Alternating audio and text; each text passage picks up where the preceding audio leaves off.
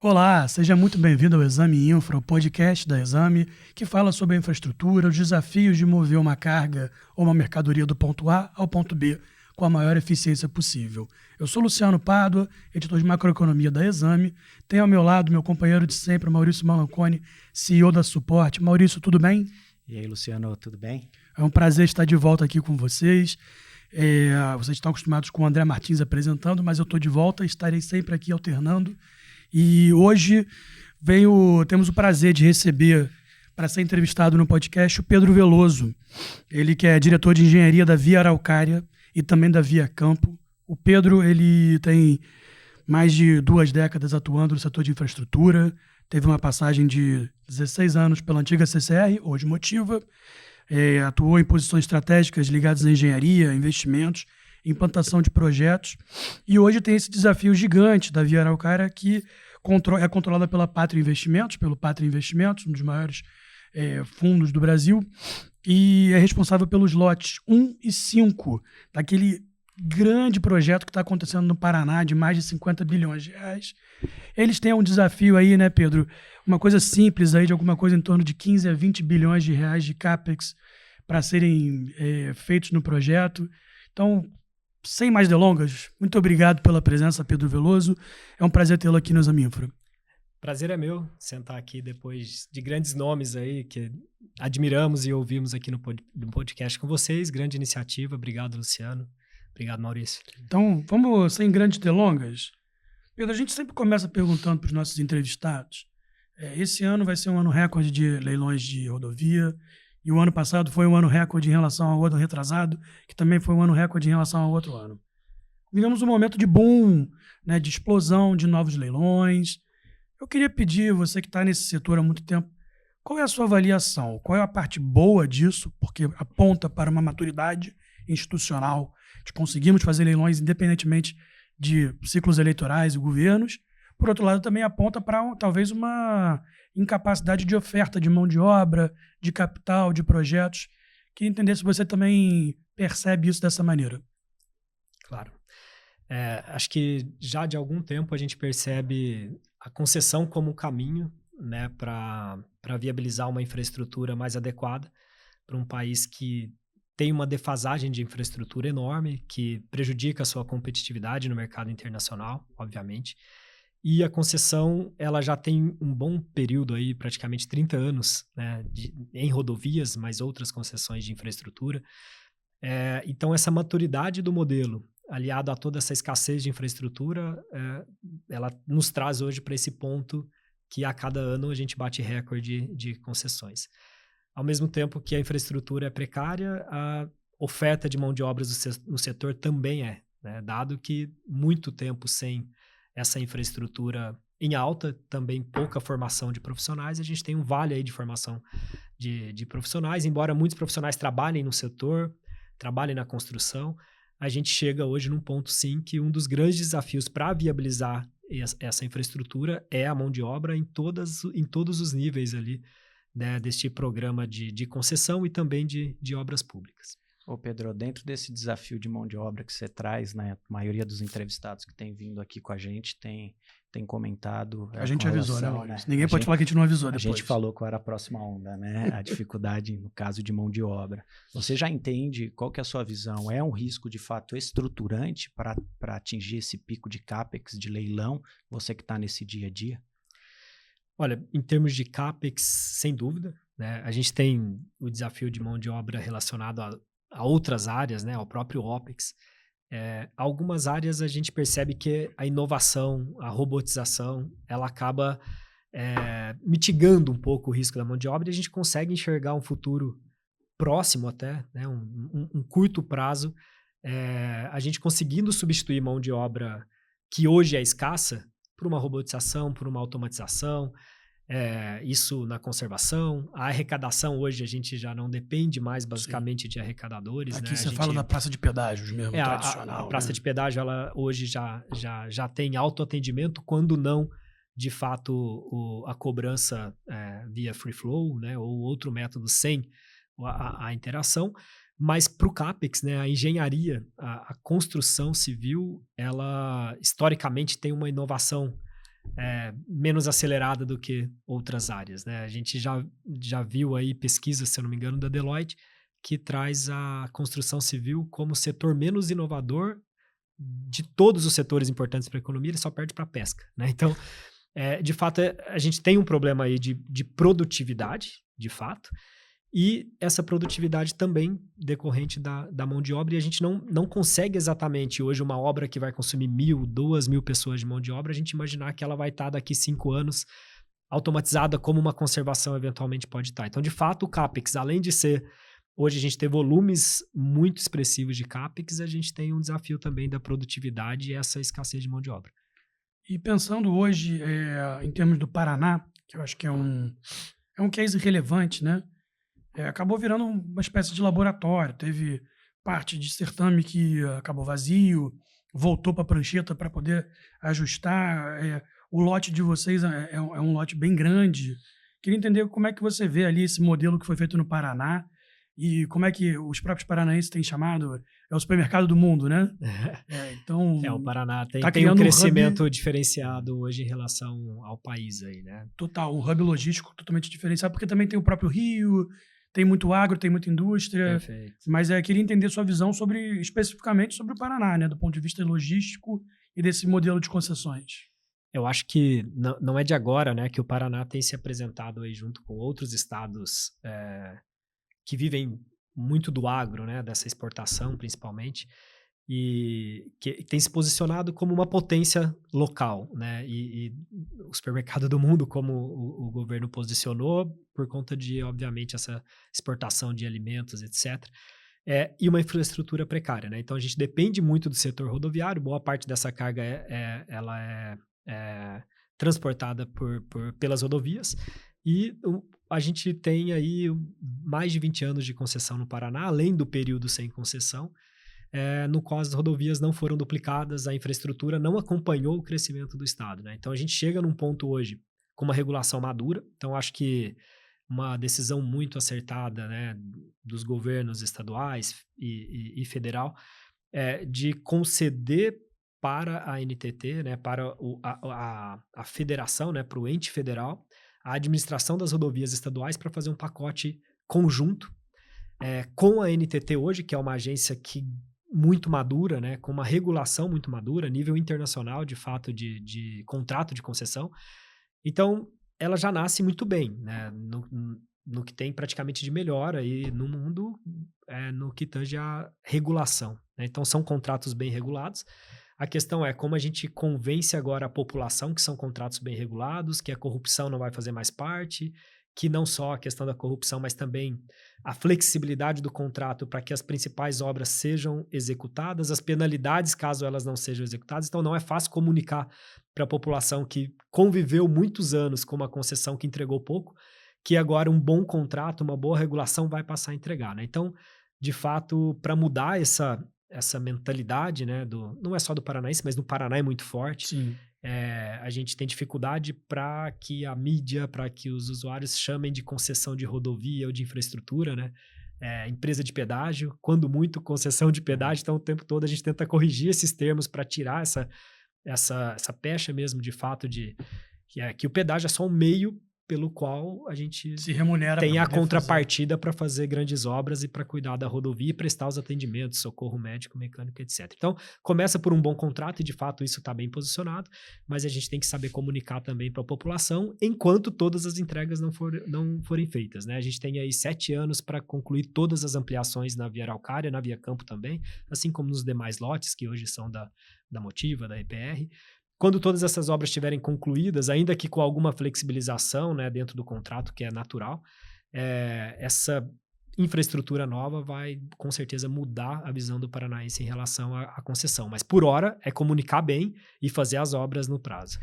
Pedro, essa questão da experiência do usuário, né? Quando nós recebemos aqui o Marco Aurélio Barcelos, presidente da ABCR, ele destacou bastante que as melhores rodovias do Brasil, aquela pesquisa da CNT, ela não considera a prestação de serviço nos critérios do ranking, né? Então, essa percepção do usuário, né? Tempo de atendimento, essas respostas, essa segurança de que não está sozinho nas rodovias, essa percepção, o paranaense já tem notado? Quantos atendimentos vocês têm feito? Você consegue trazer indicadores dessa eficiência de apoio de ambulância, guincho? Você tem esses indicadores fáceis aí? Temos, a Veralcária já acumula milhares de atendimentos, mas para a gente ter acho que isso é um número que é bem palpável. A Via Campo começou a operação no dia 16 de abril. Em 16 de maio, a gente já tinha mais de 2.500 atendimentos, socorros médicos e mecânicos. Então, em 30 dias, mais de 2.500 atendimentos. É porque nós sabemos, né? Quem fica em beira de rodovia sem atendimento, às vezes fica numa situação extremamente delicada, né? Então, diante desse desafio de percepção do paranaense, acho que essa é uma grande diferença, né? Que é tempos de atendimento. Se você puder discorrer um pouco sobre essa questão contratual, que às vezes o grande público não entende dessas exigências de SLA que vocês têm. É muito mais do que antes, assim, isso é uma coisa importante de ter. É mais organizado, digamos, do que o contrato anterior, os contratos anteriores, porque vem de uma evolução, né? Sim, e ainda dentro do próprio contrato a gente tem evoluções em alguns parâmetros. Então, sim, a gente tem o tempo para atendimento de ambulância, né? Dos tipos de ambulância, com médico ou não, para guincho leve, para guincho pesado. A gente tem o tempo de inspeção, que é muito difícil, inclusive, de se mensurar. A gente tem na Veralcária um sistema com inteligência artificial para mensurar esses tempos. O Paulo Amaro, nosso coordenador de operações, é um programa caseiro criado ali por ele para a gente percorrer toda a malha. Então, assim, temos os parâmetros, né, de tempo de atendimento. Não é muito simples de comunicar, obviamente, para o usuário, mas o que ele não quer é ficar parado na rodovia quando tem algum problema. E principalmente se precisar de socorro médico, que é o que a gente não quer que ocorra, no fim das contas. E assim, ainda que tenha o bom atendimento, né, Maurício? O principal atendimento, que a gente sempre fala, o principal atendimento de uma concessionária é o pavimento bem conservado, é a sinalização com boa orientação, é o painel de mensagem variável dando a informação correta, porque no fim, apesar de muitas ocorrências de atendimento, principalmente quando a rodovia ainda não está duplicada, né, acabam acontecendo mais acidentes, ele é muito mínimo para a quantidade de usuário que passa na rodovia. Sim. Então, a grande maioria do usuário ele não recebe atendimento nenhum, nem sequer no pedágio, porque ele passa pelo sem parar. Então, na maioria das viagens, ele sai do ponto A para o ponto B sem nenhuma interação, e é assim que tem que ser, né? Esse é o melhor dos mundos. Esse é o melhor dos mundos. Então, ele tem que se sentir atendido pela infraestrutura bem posicionada e, no fim, ter aquela percepção de que valeu a pena o pagamento do pedágio, que é difícil ter, né? E é aquele ponto, assim, acho que quando a gente passa também por uma cobrança mais automatizada, principalmente do free flow, sem nenhuma barreira, a gente começa a quebrar uma barreira psicológica também do pagamento, né? Quando você tem que parar para pagar, de alguma forma aquilo já te conduz para, não deveria estar pagando para fazer isso, porque ainda tem aquela... muitos dos usuários ainda imaginam que aquela infraestrutura deveria ser gratuita, né? Na verdade, não existe infraestrutura gratuita, de alguma forma o contribuinte está pagando, mas quando você coloca ali uma barreira é muito pior, né? É como se você pagasse para tomar banho cada vez que você liga o chuveiro. Se eu não me engano, escutei isso do Edu Camargo, não tenho certeza, mas eu ouvi isso de alguém e achei muito interessante. E você falou, né? Então, assim, falando em pagamento, vamos falar um pouco dos grandes números da Veralcária e Via Campo. Você falou são quantos milhões de usuários, e falando em milhões, eu vou para bilhões também, para falar de CAPEX. Né? Vocês têm aí um planejamento de 7 anos, pelo menos 15 bilhões de CAPEX, né? Queria entender como é que vocês estão se planejando para executar esse montante de maneira adequada, como é que é o pensamento disso, porque para esses 15 bi virarem 20 bi é um pulo, né? E não dá para vocês fazerem isso, provavelmente. Não dá. Eu acho que o CAPEX on time, on budget, né, que é o termo que a gente mais utiliza aí nas concessões, é um dos maiores fatores de riscos das concessões atuais, né? Quase todas as concessões das últimas rodadas, elas têm um CAPEX relevante e ali está um dos maiores riscos, seja de um fundo de investimento, seja de uma operadora por natureza de rodovia, o CAPEX acaba sendo o maior fator de risco. A gente tem nos primeiros anos os trabalhos iniciais, onde a gente acaba interagindo muito com a base de usuários, né, que você vai chegar a milhões por ano, né? A gente tem regionalmente o tráfego em São Luís do Purunã com mais de 60 mil veículos por dia, né? Não é tão alto quanto de um Rodoanel Oeste, mas é para o nível ali do Paraná, um dos maiores tráfegos que a gente tem.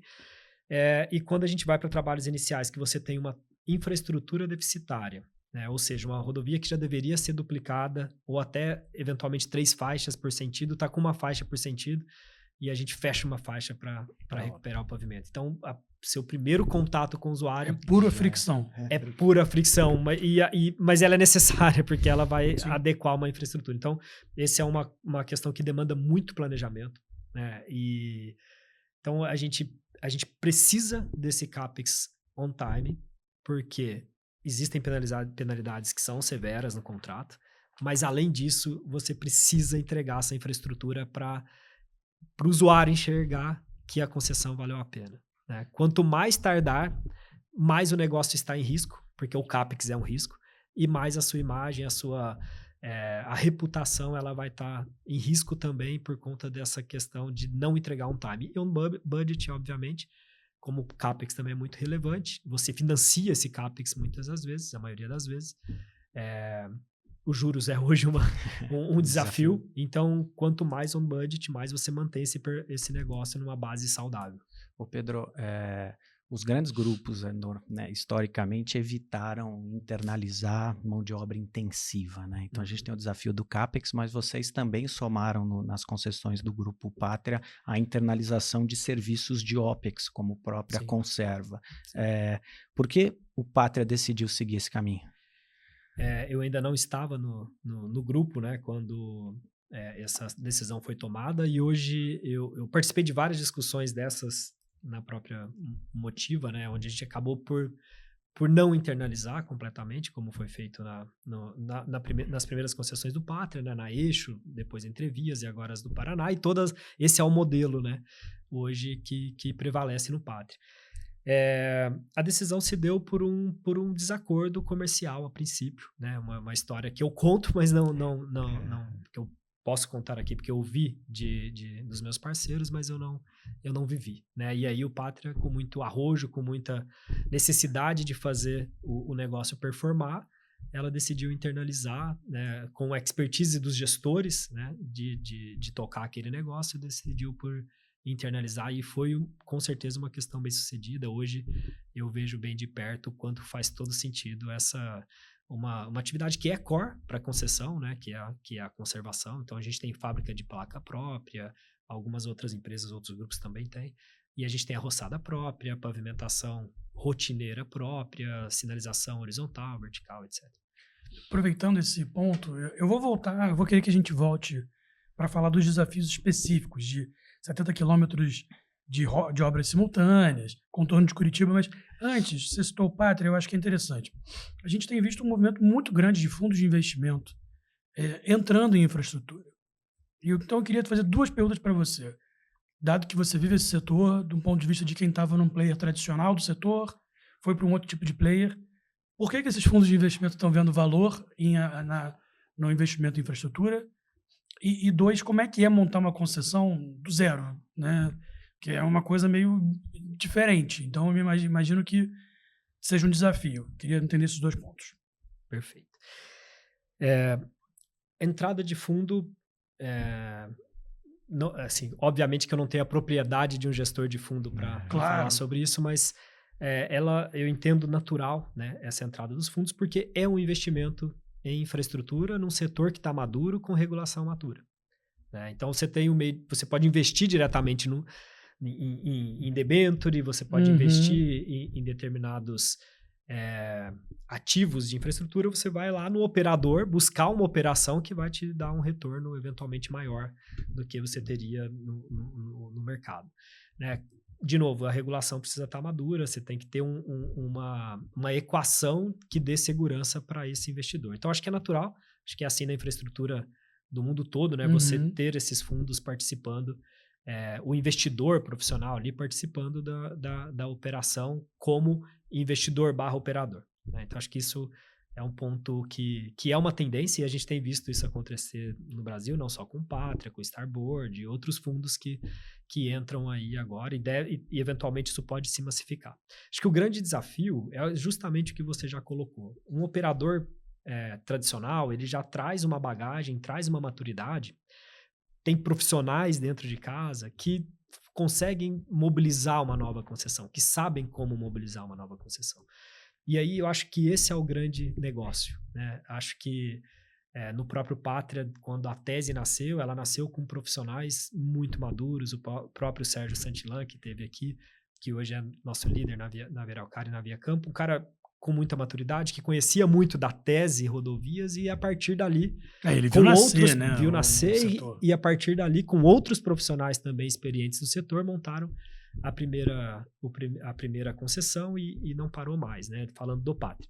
Mas outros fundos hoje têm esse desafio, né? Como que ela traz para dentro do fundo aqueles profissionais com a experiência que vai mobilizar uma nova concessão. Né? Então, é muito mais... Obviamente, hoje é traumático para todo mundo colocar uma concessão de pé com a mão de obra disponível, né? Com os desafios que já existem, mas eventualmente esses grupos já têm um centro de serviço compartilhado, então tem um ganho de escala e um ganho de maturidade. O fundo, quando ele chega novo, ele tem que montar eventualmente tudo do zero, e aí eu acho que esse é um desafio maior para aqueles que já operam no setor. Então é algo para a gente, de fato, observar, né? Então, assim, tem o lado do dinheiro, da viabilidade, mas o lado de montar uma boa equipe, de ter bons gestores, eu acho que acaba sendo um desafio maior para fundos que começam, entre aspas, do zero. O Pedro... O Luciano comentou sobre algumas grandes obras, né? E provavelmente o contorno norte de Curitiba seja uma das principais expectativas ali do paranaense, do curitibano. Como é que está essa obra? Quais são os prazos? Se você pode passar aí para o público. Pensando que nem todo previsão mundo de entrega. E pensando que nem todo mundo que nos assiste é curitibano, explica um pouco da obra e da necessidade dela.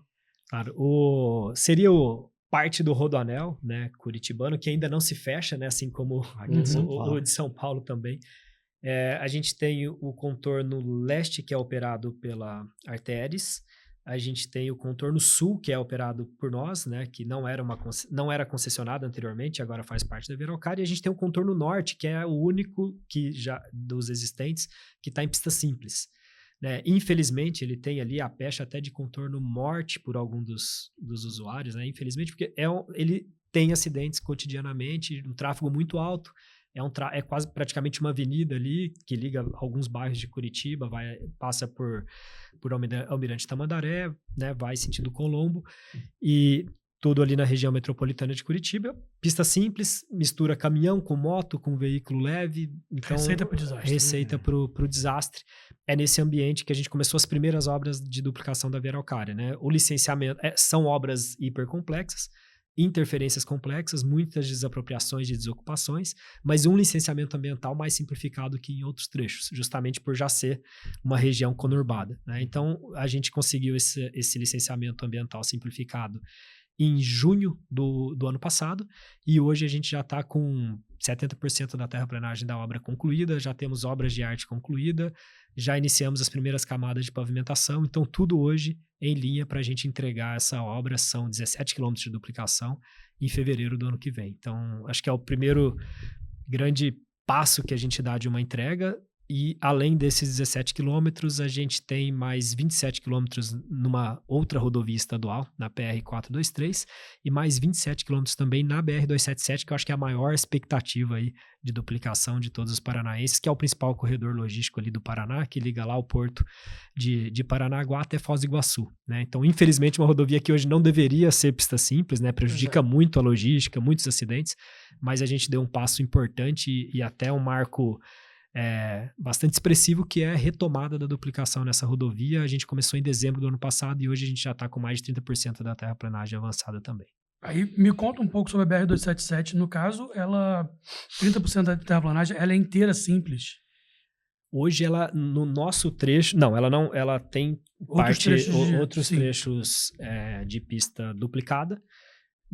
Na administração da Via Araucária, a gente vai na BR-277 de Curitiba até o que a gente chama de Trevo do Relógio, em Guarapuava. De Curitiba até Balsa Nova, passando ali pela Serra de São Luís do Purunã, que é um trecho hipercrítico, esse trecho é duplicado e a gente tem a obrigação de implantar a terceira e quarta faixa em um dos sentidos.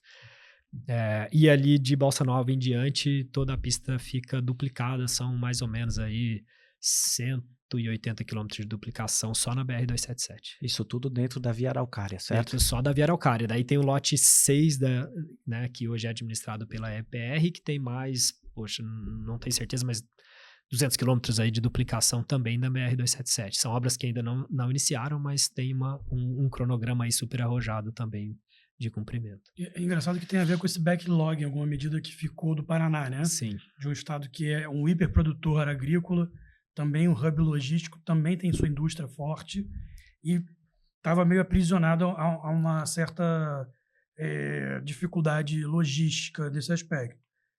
Bom, você é diretor de engenharia.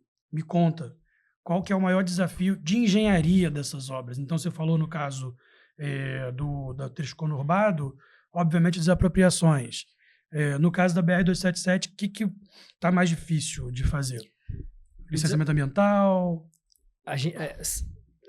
Vamos colocar em etapas. Vamos lá. Eu acho que o maior desafio escolhendo um grande vilão aí, é o pace, de fato, das duplicações, né? Então, precisando cumprir todas as etapas precedentes, que é a desapropriação, a desocupação, aprovar o projeto na agência, alinhar a expectativa desses projetos com os stakeholders, porque não é só ir lá na NTT e aprovar o projeto, né? Você precisa alinhar.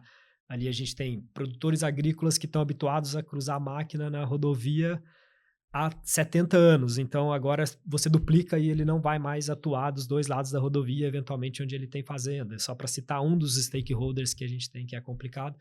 E aí, a gente precisa fazer 340 quilômetros de duplicação em 5 anos. Né? Então, esse ritmo de entrega, ele é o maior vilão, dado que não é só ir lá e fazer as obras. Você precisa de ter todas essas condições precedentes, precisa ter fornecedor, precisa ter insumo, e aí a gente vem para a solução. Né? Acho que a solução desse principal vilão é o planejamento. Na Via Araucária, a gente fez trabalhos iniciais muito intensivos, mas em nenhum momento a gente parou de olhar para o planejamento dos grandes projetos, né? Com os nossos parceiros projetistas, com os nossos parceiros de serviços iniciais, de topografia, de sondagem, tudo buscando um planejamento de curto, médio e longo prazo, com um PMO muito organizado, né? Então, a gente olha para tudo isso com uma governança de gestão de projetos, para validar as principais soluções, com engenharia de valor, para olhar para os principais stakeholders e entender que a expectativa deles ou está atendida dentro do projeto, ou se não está atendida, a gente desenhar uma estratégia para combater aquele stakeholder que pode ser um bloqueador para o nosso projeto. Então, passa por aí, né, o fator de sucesso para esse grande vilão, que é o pace das obras. Né? Se a gente tem 15 anos, coordenar tudo isso. Agora, o fato de ser rápido tem sua vantagem. A gente enxerga muito próximo os riscos que a gente passa. Né? Grandes projetos de engenharia, eles acabam tendo o risco do tipo cauda longa, que a gente chama. Que é quando você atrasa muito uma obra e ela começa a incidir riscos que a gente já não conhece, né? Então, daqui a pouco a gente pode ter outro cenário de guerra, e se as obras começam a se atrasar muito e elas estão muito alongadas, a gente pode incidir num risco que hoje a gente não está enxergando. O prazo de 7 anos, ele é longe para um cenário meio... Hoje o mundo é muito frágil, né? Mas, de certa forma, está logo ali. A gente consegue mostrar para o nosso fornecedor o caminho das duplicações, por onde ele começa, onde ele chega. Então, a gente tem focado em contratações de longo prazo, parcerias de longo prazo, para mitigar um pouco essa questão dos riscos ali de menos curto prazo. Ô Pedro, as obras que você citou aí são principalmente na Via Araucária, certo? Você está assumindo aí a diretoria da Via Campo. com um CAPEX aí de aproximadamente 7 bilhões. Quais são as principais obras da Via Campo aí que vocês vão ter que tocar nos próximos anos? E a Via anos? Campo, o nome mesmo diz, é muito mais voltada para o agro, né? Para o agro, isso. É uma região com a indústria forte, né? A gente tem ali a região de Cascavel hoje como um dos principais polos financeiros, né? E de serviços também do Paraná. É uma região muito promissora, né? Mas a Via Campo, o nome vem, né? Obviamente, do campo, né? Das lavouras e da lida também. A gente gosta muito dessa questão da lida do campo, né? Então, o nome vem disso. O nosso logo ali da Via Campo, ele tem os silos muito marcantes ali, né? Os silos de estocagem de soja e grãos, né? Bem no logo. Então, a gente tem essa identificação com o agro local. As principais obras são também as duplicações. A gente tem muito dispositivo novo, em nível e desnível. A gente tem 80 dispositivos para implantar na Via Campo, também ao longo dos 7 anos. E temos o contorno de Guaíra, uma obra relevante, né? Desvia o tráfego de dentro da cidade, lá já na divisa com o Paraguai, e o novo contorno que vai tangenciar a terra indígena. Então, a gente vai ter ali um desafio de licenciamento um pouco mais complexo do que a gente teve em qualquer outro negócio, por enquanto. Na Via Campo, são quantos quilômetros de duplicação, contrato? São 250 quilômetros, aproximadamente. Somando a Via Araucária com a Via Campo, nós estamos falando em aproximadamente 1.000 quilômetros de concessão. 1.000 quilômetros de concessão, 600 quilômetros de duplicação. Isso para fazer até 2033. 2033. E por isso que eu digo que o desafio global maior é justamente o pace dessas entregas, né? Isso, o ritmo de entrega. E vários lotes concomitantes, né? De outras concessões, aí uma demanda altíssima por mão de obra de infraestrutura, de empreiteiras e tudo. Então, a concorrência no estado e a turbulência também nos próximos anos para o paranaense até essas obras zerarem e eles começarem a ter a percepção de uma concessionária vai longe, né? Tem um caminho aí, né? Passa rápido, né? A gente pensa, Via Araucária, a gente já está aí com mais de 2 anos de concessão, muitas entregas relevantes. Passa voando, né? Até porque o ritmo, nosso ritmo, o dia a dia é muito corrido, passa voando, mas a ansiedade do paranaense em ver essa infraestrutura transformada, ela é também muito grande. Ô Pedro, você comentando aí, né, sobre a questão do tempo passa rápido, né? O Luciano comentou que você está praticamente 20 anos aí, quase 2 décadas atuando no mercado de concessão rodoviária. O ano passado a gente comemorou aí 30 anos da lei das concessões, né? E você conseguiu acompanhar ao longo dessas 2 décadas aí ciclos econômicos, políticos e regulatórios diferentes aí ao longo dessa jornada. O que manteve, na sua opinião, as concessões rodoviárias evoluindo ao longo dessas últimas décadas? Olha, eu acho que a gente teve players muito responsáveis e que enxergaram o negócio além da execução de obra, além de um empreiteiro. Então, acho que, de fato, os principais players aí, operadores do mercado, eles estiveram na vanguarda aí dessa transformação de uma infraestrutura e um serviço que originalmente é público para a iniciativa privada operando, né? Então, a gente tem hoje, obviamente, uma regulação que avançou. Não tem muito outro caminho, porque investir em infraestrutura é caro. Se você coloca diretamente o dinheiro público com gestão pública nessa infraestrutura, vai faltar o dinheiro para educação, vai faltar dinheiro para segurança, vai faltar dinheiro para saneamento. Então, assim, não tem muita escapatória, mas a gente viveu, né, pelo menos nesses 20 anos, a gente viveu algum tipo de resistência política, né? São Paulo era mais avançado, ao mesmo passo que se falava, saio de São Paulo, vou para Minas, as estradas de Minas são ruins, mas mesmo assim, quando você falava de pedágio, entendia-se que não era a contrapartida justa. Hoje isso está muito mais avançado. Eu acho que a iniciativa privada que capitaneou esse processo e que levou a sério, né, entregar uma solução adequada, né, e não só obter o lucro daquilo ali. Obviamente que o lucro é necessário, que o investidor demanda do seu retorno, mas eu digo de tratar isso de forma séria, né? Fazer obra e depois sair da concessão também era um jeito de ter lucro, né? Mas quando se enxergou que aquilo era um negócio de mais longo prazo e que para você ficar ali no longo prazo, o usuário tinha que entender que o pedágio vale a pena, e para ele entender, ele tinha que ter um bom atendimento, além de simplesmente ir lá e fazer obra. eu acho que essa seriedade do privado que capitaneou essa iniciativa até aqui, eu acho que nos trouxe a um bom ponto. Uma coisa interessante que você falou, a gente vê muito, por exemplo, uma referência da China, por exemplo, a engenharia chinesa se tornou talvez o baluarte da engenharia global nos últimos tempos. E eles fazem coisas impressionantes muito rapidamente. Evidentemente que não dá para comparar, mas talvez fazendo uma avaliação, passando assim um pouco a mão na consciência da engenharia brasileira, dá para a gente ser mais rápido. Eu sei que tem todos os desafios do custo Brasil, do pacote Brasil, mas também tem nesse pacote também a engenharia Brasil e como é que a gente consegue torná-la mais... Quer dizer, dá para fazer com 2 vezes mais velocidade uma obra de pavimentação? Ou o que a nossa engenharia poderia fazer melhor, você vê? Olha, eu acho que aí está um ponto que pega na gente mesmo, né? Assim, como gestor, como técnico, sem dúvida que é assumir o protagonismo disso e buscar todo o benchmark disponível que a gente tivesse, seja na China, nos Estados Unidos, eu citei a China, mas você Europa. É até mais qualificado que eu para dizer quem é de fato o benchmark que de fato hoje. tem, mas assim, a China tem sido, né? A China tem feito carros, né? Que o alemão, já escutei de executivo de empresa alemã que o chinês está imbatível para fazer carro. Então, na engenharia não é diferente, né? A gente tem hoje, sem dúvida, uma referência até em maquinário, né? Não que ele esteja melhor que o maquinário alemão, mas tem mais competitividade em preço, tem mais autonomia muitas vezes. Cara, assim, tanto na China quanto nos outros países, quando a gente tem essa inovação tecnológica, é de um programa muito mais antigo de governo ou de incentivo mesmo, de fato, para a ciência e para a inovação e muito teste, né? Se pensar assim, ao longo da minha carreira, 20 anos, quantos testes eu visualizei de fato de um produto ou de um serviço que poderia ser feito de forma diferente, é muito pouco. A gente quer inovação, mas a gente não quer correr risco, né?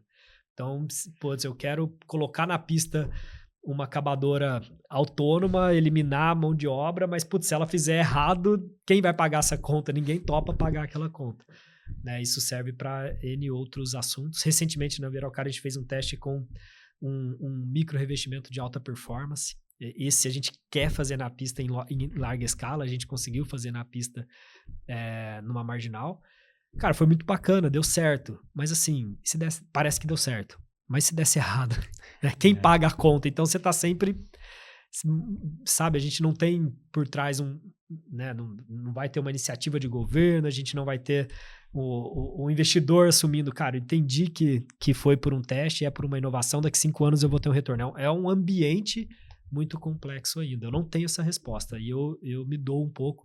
Faço meia-culpa, não tenho sido inovador quanto eu imaginei no começo da minha carreira. Ô Pedro, dentro o próximo salto, né, dessa eficiência na infraestrutura, você acredita que esteja na engenharia digital, né, e quais inovações dentro dessa parte de modelagem, modelos, enfim, esses gêmeos digitais, a captura de dados, a captura de informações, vocês já estão implantando na Via Araucária e na Via Campo, né? Principalmente se a gente não for conseguir na execução da obra, mas na operação da concessionária. A engenharia digital, sem dúvida, né, já é uma realidade. E aí, dependendo do nível de maturidade que a gente aplica, você vai ter mais ou menos benefícios. E não necessariamente hoje ela está trazendo um grande retorno financeiro, mas você já tem uma melhora no cuidado do ativo que a médio e longo prazo ele vai refletir em retorno financeiro. Então isso já está acontecendo na prática, depende o quanto cada um dos grupos ou concessionária consegue ganhar de maturidade e mais rápido nessa engenharia digital. Eu acho que o gêmeo digital é o próximo grande passo para ativos lineares, né? Então, o gêmeo digital já é realidade há talvez década para estádio de futebol, para prédios mais avançados, mas para infraestrutura linear, para ferrovia, para rodovia, o desafio é maior, porque o gêmeo digital ele depende basicamente de uma sensorização.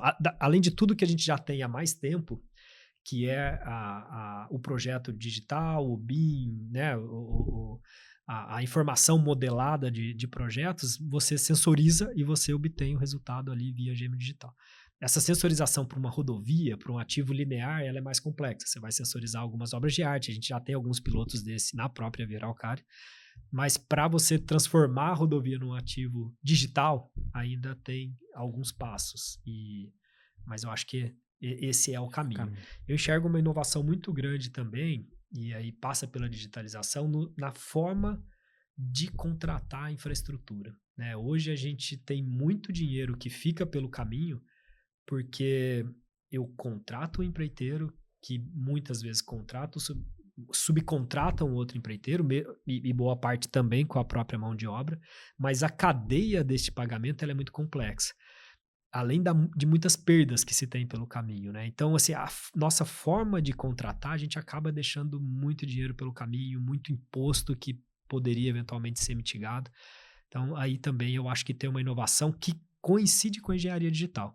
Porque ao passo que a gente consegue fazer um projeto, que a gente tokeniza ele, que ele paga de forma automática assim que é executado, isso passa por sensorização também, você tira da cadeia um monte de intermediário que hoje custa.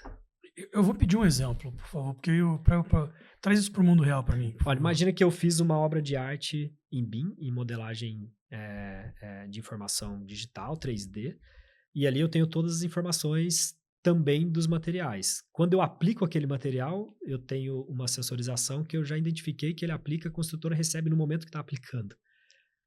Você tirou da cadeia vários intermediários que hoje custam, né? Hoje tudo isso na cadeia... É esse cara comprovar que fez a obra, é alguém... Exatamente. Eu fiscalizo para ter certeza que ele fez, ele comprova que ele fez, ele paga... Quantos laudos no meio do caminho para isso? Ele negocia com a concreteira para pagar X dias depois...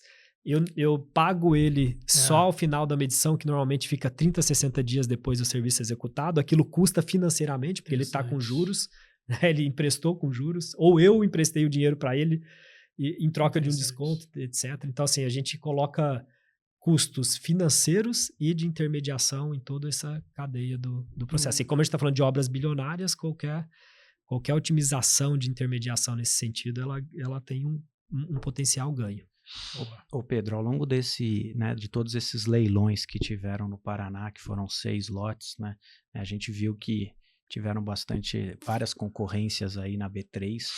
No seu entendimento, essa atratividade, né, tiveram, lógico, esse amadurecimento do mercado, esse impulsionamento muitas vezes por operador, mais fundo de investimento, mas na sua opinião, ao longo dessa sua jornada de 20 anos no setor, nas matrizes de risco contratuais, quais foram os grandes ganhos que transmitiram ao mercado essa segurança?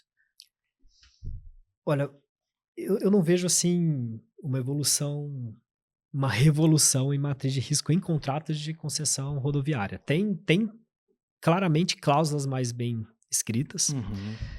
A gente tem em contratos mais novos, mas que já tinham em contratos muito antigos uma tomada de risco pelo poder concedente, por exemplo, sobre desapropriações, desocupações, mas que não é necessariamente uma novidade.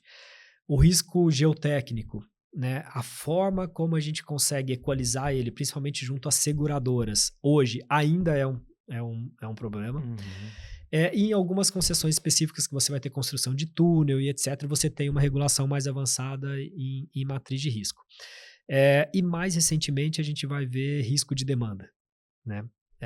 No contrato da Via Araucária a gente tem o risco de demanda, mas ele está refletido em formato de receita. Então, na verdade, a gente tem uma tabela, passando da receita básica imaginada do contrato, a gente tem um compartilhamento com o poder concedente.